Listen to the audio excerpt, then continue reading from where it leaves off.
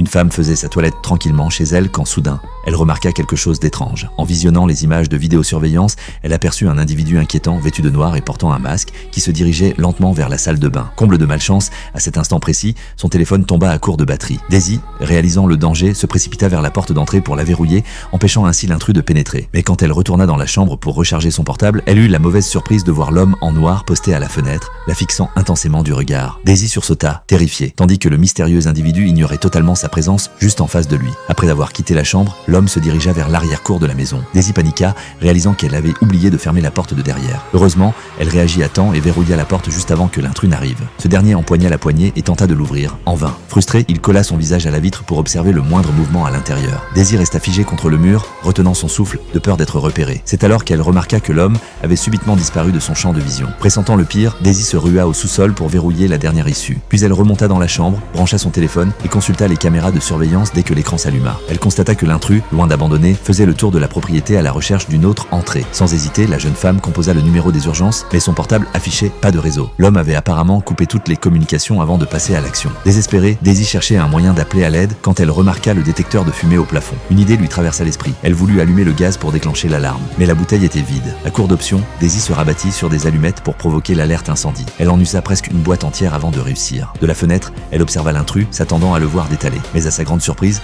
il sortit calmement une télécommande de son sac et appuya sur un bouton. L'instant d'après, l'alarme s'éteignit. Daisy, glacée d'effroi, s'enfuit de la pièce. Dehors, l'homme s'acharnait sur la serrure avec une clé à molette, bien décidé à forcer le passage. Terrorisée, la jeune femme se terra derrière la porte, priant pour que le verrou tienne bon. Heureusement, malgré tous ses efforts, le cambrioleur échoua et dut battre en retraite. Pensant le danger écarté, Daisy souffla un peu, mais c'était sans compter sur la ténacité de l'intrus qui retourna marteler furieusement la porte de derrière. Recroquevillée dans un placard, Daisy tremblait de tous ses membres. Une nouvelle fois, la porte résista et l'homme en noir s'éloigna pour chercher une autre faille. Alors que le pire semblait sur le point de se produire, on sonna soudain à la porte d'entrée.